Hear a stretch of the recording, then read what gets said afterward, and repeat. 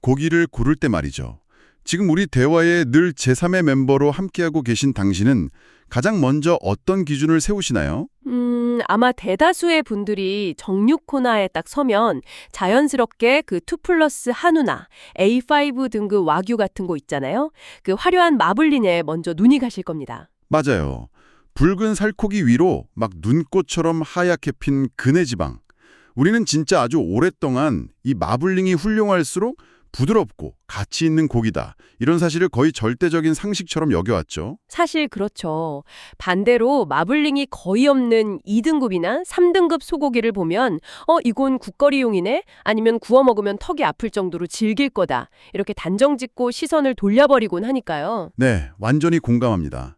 그런데 만약에요. 우리가 미식의 정답이라고 믿어왔던 이 마블링 중심주의가 사실은 거대한 편식이자 자원의 낭비였다면 어떨까요? 오, 상당히 도발적인 질문인데요. 그렇죠. 오늘 우리의 심층 탐구 주제가 바로 이겁니다.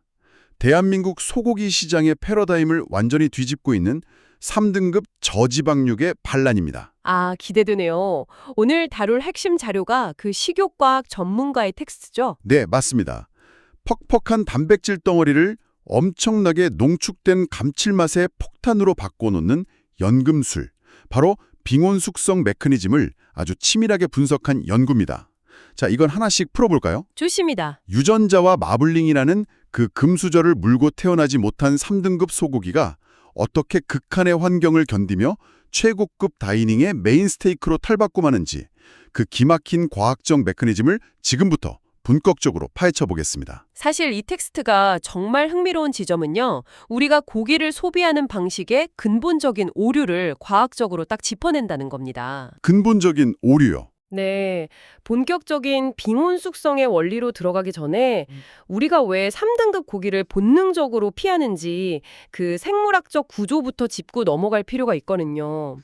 2 플러스 등급 한우 등심의 단면을 보면 무려 20%에서 30%가량이 지방입니다. 와, 30%나요? 네, 이게 무슨 뜻이냐면 우리가 스테이크를 썰어서 입에 넣고 씹을 때 실제로 치아로 끊어내야 하는 그 억센 근육 조직은 70% 남짓밖에 되지 않는다는 거죠. 아하. 그러니까 씹어야 할 물리적인 저항체 자체가 애초에 적다는 거군요. 정확합니다. 반면에 3등급 한우는 지방 함량이 5% 미만입니다. 나머지 95%는 아주 빽빽하게 뭉쳐진 근섬유와 결합 조직이죠. 밀도 자체가 아예 다릅니다. 당연히 즐길 수밖에 없는 구조적 한계를 타고난 셈이네요. 맞아요. 그런데 여기서 흥미로운 생리학적 역설이 하나 발생합니다. 사람들은 보통 마블링이 없는 고기가 수분이 없어서 퍽퍽하다고 생각하시잖아요. 네, 저도 당연히 그렇게 생각했죠. 기름기도 없고 수분도 없어서 뻑뻑하다. 이렇게요. 실제로는 그 반대입니다. 지방이 없는 빈자리를 채우고 있는 건 결국 물이거든요. 그래서 2 플러스 고기보다 3등급 고기의 원육 자체 수분 함량이 훨씬 더 높습니다. 잠깐만요. 가만히 있어보자. 수분이 더 많다면 둘판에 구웠을 때 생물학적으로 더 촉촉해야 정상 아닌가요? 논리적으로는 그렇죠. 그런데 우리가 실제로 3등급 고기를 불판에 딱 올리면 금방 뻣뻣해지고 엄청 퍽퍽해지잖아요. 이 괴리가 도대체 어디서 오는 거죠? 그게 바로 조리 과정에서의 연력학적 차이 때문입니다. 고등급 고기에 촘촘히 박힌 지방은 불판의 강한 열을 받아도 고기 조직 안에서 서서히 녹으면서 마치 윤활유처럼 촉촉함을 유지해줍니다. 기름은 끓는 점이 높으니까요. 아, 타지 않고 녹아드는 거군요. 반면에 저등급 고기가 머금고 있는 수분, 그러니까 순수한 물은 100도가 넘는 열을 받으면 순식간에 끓어서 수증기로 증발해버립니다. 맙소사 수분이 날아가 버리는군요. 네, 수분이 맹렬하게 날아가 버리니까 근섬유는 강하게 수축하고 고기의 부피는 쪼그라들면서 우리가 아는 그 질기고 퍽퍽한 질감만 덩그러니 남게 되는 겁니다. 와, 씹을 때마다 턱이 아프던 그 경험이 단순히 단백질이 많아서가 아니라 열에 의해 수분을 방어해줄 윤활유가 없어서 생기는 현상이었네요. 그렇죠. 게다가 맛의 빈자리도 엄청 큽니다. 우리가 소고기를 먹을 때 직관적으로 느끼는 그 폭발적인 고소함의 정체는 사실 대부분 지방이 열에 타면서 내는 풍미잖아요. 기름 맛이죠, 사실. 네. 근데 지방이 거의 없으니 고소함은 텅 비어 있고 붉은 살코기 특유의 강한 철분 맛, 그냥 그 피맛만 강하게 도드라져서 밍밍하거나 비리게 느껴지는 겁니다. 여기서 중요한 질문을 던지게 하죠. 그렇다면 지방이라는 방어막도 없고 질긴 단백질로만 똘똘 뭉친 이 3등급 고기를 살려내려면 도대체 어떤 생화학적 개입이 필요한 걸까요? 궁금하네요. 연구자는 여기서 세 가지 핵심 과제를 제시합니다. 첫째, 빽빽한 단백질 결합을 끊어내는 연육. 둘째, 열을 가해도 수분이 날아가지 않게 붙잡아두는 보수력의 강화. 셋째, 텅 빈 지방의 자리를 고기 본연의 감칠맛으로 채우는 풍미의 증폭입니다. 연육, 보수력, 그리고 풍미 증폭이군요. 네, 그리고 이 모든 과제를 한 번에 해결하는 기술적 솔루션이 바로 영하 1.5도의 빙온 숙성인 거죠. 사실 고기를 연하게 만드는 방법이야 우리 주방에 널려 있잖아요. 파인애플이나 키위 같은 과일의 연육 효소에 푹 재우거나 아니면 고기망치로 근섬유를 그냥 다 두들겨 끊어버리거나요. 보통 그렇게들 많이 하시죠. 하지만 그런 물리적인 파괴 방식은 결국 고기의 텍스처를 완전히 뭉개버리죠. 씹는 맛이 사라지고 거의 죽처럼 변해버리니까요. 맞습니다. 고유의 식감을 잃어버리게 되죠. 그렇다면 영하 1.5도라는 이 아슬아슬한 원도는 도대체 조직 안에서 어떤 미세한 작용을 하길래 근본적인 식감을 유지하면서 부드러움을 만들어내는 건가요? 이 과정의 핵심은 통제된 시간과 고기 내부에 내재된 효소의 결합입니다. 3등급 육류의 그 굵은 근섬유를 찌시기지 않고 분해하려면 효소가 아주 천천히 일할 수 있는 긴 시간이 필요합니다.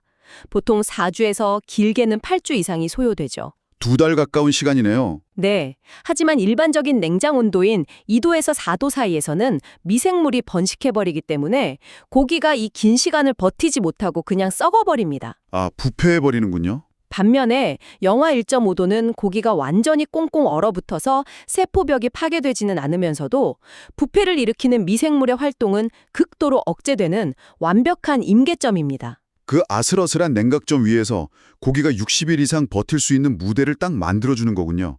그럼 그 긴 시간 동안 고기 내부에서는 어떤 변화가 일어납니까? 장기간의 빙온 환경에 놓이면 고기 세포 내부에 원래 존재하던 칼파인과 카텝신이라는 단백질 분해 효소들이 서서히 활성화됩니다. 칼파인과 카텝신이요. 네. 이 효소들은 마치 정밀한 생물학적 가위처럼 작동해서 근섬유 다발을 단단하게 묶고 있는 Z디스크라는 연결 마디만 아주 집요하게 끊어냅니다. 가위로 연결고리만 톡톡 자르는 거네요. 바로 그겁니다. 도축지푸의 밧줄처럼 단단하게 엉켜있던 근섬유들이 4주가 지나면 실타래처럼 스르륵 풀리고 8주가 지나면 치아의 아주 가벼운 압력만으로도 부드럽게 잘릴 만큼 유연해지죠. 와, 놀랍네요. 동시에 숙성 중에 고기의 pH가 서서히 떨어지면서 산소화되는데 이 과정에서 억세고 질긴 콜라겐, 즉 근막이나 떡심 같은 결합 조직들이 느슨해집니다. 완전히 녹아 없어지는 건 아니지만 씹었을 때 기분 좋게 쫀득거리는 젤리 같은 식감으로 변하는 거죠. 물리적인 충격 없이 효소의 힘만으로 밧줄을 실타래로 만드는 과정이네요. 그런데 여기서 정말 흥미로워지는 부분은요. 이 빙온 숙성이 단순히 고기를 연하게 만드는 데서 멈추는 게 아니라는 겁니다. 맞습니다. 아주 중요한 포인트죠. 저지방 고기의 가장 큰 치명타였던 수분 증발, 즉 퍽퍽함의 문제까지 생화학적으로 해결한다는 점이에요. 전문 용어로는 세포의 보수력이 강화된다고 텍스트에 나와 있더라고요. 워러 홀딩 캐패시티라고 하죠. 네, 저는 이 메커니즘을 읽으면서 세포의 생존 본능에 정말 감탄했습니다. 고기가 영하 1.5도라는 가혹한 스트레스 환경에 놓이면 스스로 얼어 죽지 않기 위해서 세포 내부 물질의 농도를 쫙 끌어올리잖아요. 식물이나 동물의 세포가 극한의 추위를 견디기 위해 발동시키는 일종의 부동액 메커니즘을 켜는 겁니다. 맞습니다. 그 방어 기제가 작동하면서 단백질이 미세하게 펴지는 언폴딩 현상이 일어납니다. 원래는 꽉 뭉쳐있던 단백질 구조가 느슨하게 열리면서 그 사이사이로 물 분자가 속속 숨어 들어갈 수 있는 빈 공간이 폭발적으로 늘어나는 거죠. 공간이 생기는 거죠. 게다가 세포가 생존을 위해 만들어낸 엄청난 양의 아미노산과 당분자들은 물을 끌어당기는 친수성이 매우 강하잖아요. 결국 이 영화의 스트레스를 견디는 3등급 고기는 그 자체로 물을 꽉 움켜준 거대한 생물학적 스펀지가 되어버리는 겁니다. 그 스펀지 효과가 조리 과정에서 만들어내는 극적인 차이를 보셔야 합니다. 숙성하지 않은 일반 3등급 고기는 불판에 열을 받으면 근육이 확 수축하면서 수분을 줄줄 뱉어내죠. 아까 말씀하신 대로 쪼그라들면서요. 네. 하지만 빙온 숙성을 거쳐 스펀지처럼 변한 고기는 그 보수력이 워낙 강력해서 불판 위에 높은 열에도 자신이 머금고 있는 수분을 절대 놓지 않습니다. 고기의 두께가 줄어들지 않고 탱탱하게 유지되는 거죠. 와, 그걸 입에 넣고 씹는 순간을 지금 당장 상상해 보십시오, 여러분. 2+ 등급처럼 지방이 녹아내리는 기름진 촉촉함이 아니라 촘촘한 단백질 스펀지 안에 단단하게 갇혀있던 농축된 육즙이 입안 가득 팡 터져 나오는 겁니다. 육즙의 정체가 기름이 아니라 단백질이 꽉 붙잡고 있던 순수한 수분이라니 이건 미식의 관점을 완전히 뒤바꾸는 개념입니다. 하지만 여전히 해결해야 할 관문이 하나 남아있죠. 맛이 남았죠. 네, 식감이 아무리 부드럽고 촉촉해졌다고 해도 결국 고소한 마블링 맛에 길들여진 우리 입맛을 충족시킬 풍미가 필요합니다. 지방이 텅 비어있는 고기에서 어떻게 그 깊은 맛을 끄집어낼 수 있습니까? 여기서 매력적인 부분은 바로 단백질의 반격이 시작된다는 점입니다. 지방이 부족하다는 건 뒤집어 말하면 3등급 한우의 95%가 순수한 단백질 덩어리라는 뜻이잖아요. 네, 밀도가 엄청 높죠. 사실 단백질 자체는 맛을 느끼기 어려운 고분자 물질이지만 긴 시간 숙성되며 분해되면 이야기가 완전히 달라집니다. 빙원 숙성이라는 극한의 시간은 이 거대한 단백질 저수지를 잘게 쪼개어 수많은 아미노산으로 변환시키는 과정이거든요. 아미노산 폭탄이 되는 거네요. 맞습니다. 진한 고기 육수의 감칠맛을 내는 글루탐산, 핵산이 분해되며 생성되는 감칠맛 증폭제인 IMP, 그리고 맛의 깊이와 여운을 담당하는 류신과 이소류신이 폭발적으로 증가합니다. 그러니까 지방이 주는 1차원적인 고소함이 아니라 고기 본연의 깊고 진한 육향, 텍스트에서 말하는 딥 미트 플레이버가 겹겹이 쌓이는 거군요. 그뿐만이 아닙니다. 이 숙성 과정에서 추위를 견디기 위해 세포가 에너지를 분해하면서 환원당, 즉 포도당 성분을 만들어냅니다. 포도당이요? 단맛이 나는 건가요? 이게 왜 중요하냐면 고기를 구울 때 맛을 결정짓는 핵심인 마이야르 반응의 필수 조건이 바로 당분과 아미노산이기 때문입니다. 아, 굽는 과정에서의 마이야르 반응. 네, 지방이 없어서 늘 허옇고 밋밋하게 구워지던 3등급 고기 표면에 당분이 풍부해지면서 열이 닿자마자 순식간에 캐러멜라이징이 일어납니다. 겉면은 짙은 갈색 크러스트로 아주 바삭하게 코팅되고 속은 스펀지처럼 수분을 가득 머금은 완벽한 스테이크가 탄생하는 겁니다. 그럼 이게 다 무슨 의미일까요? 이 모든 메커니즘을 종합해보면 이건 단순히 고기가 맛있었다는 과학적 팩트를 넘어서 우리 소비 시장의 거대한 지각 변동을 예고합니다. 트렌드와 딱 맞아떨어지죠. 맞아요. 지금 듣고 계신 당신을 포함해서 요즘 사람들의 식문화 트렌드를 관통하는 키워드가 바로 헬시 플레저잖아요. 건강을 위해 다이어트는 챙겨야 하지만 맛있는 미식을 포기할 수는 없죠. 절대 포기 못하죠. 그런데 누군가 이 스테이크는 지방 함량이 5% 미만인 저지방 고기지만 60일의 빙온 숙성을 통해 2+ 등급 이상의 부드러움과 폭발적인 감칠맛을 냅니다. 라고 제안한다면 어떨까요? 소비자 입장에선 건강과 맛이라는 두 마리 토끼를 동시에 잡는 완벽한 선택지가 생기는 겁니다. 게다가 외식 산업 측면에서 보면 이건 엄청난 경제적 차익, 즉 가심비 높은 아비트라지를 발생시킵니다. 도매가 기준으로 2+ 원육과 3등급 원육은 적게는 2배에서 많게는 3배까지 가격 차이가 나거든요. 원가 차이가 어마어마하네요. 네, 레스토랑이 이 저렴한 원육에 기술을 입혀서 가치를 90% 이상 끌어올릴 수 있다면 원가율은 극적으로 낮추면서도 고객에게는 훌륭한 미식 경험을 제공해서 마진을 획기적으로 개선할 수 있는 거죠. 생물학적 한계를 인간의 통제된 기술력으로 극복해서 경제적 부가가치까지 창출하는 가장 이상적인 모델이네요. 그렇다면 전문가님, 만약 청취자 여러분이 이 마법 같은 빙원 숙성을 실생활이나 비즈니스에 직접 적용하고 싶다면 어떤 점을 주의해야 할까요? 이번 자료가 아주 명확한 실전 가이드도 제공하고 있죠. 네, 아주 구체적인 팁들이 있습니다.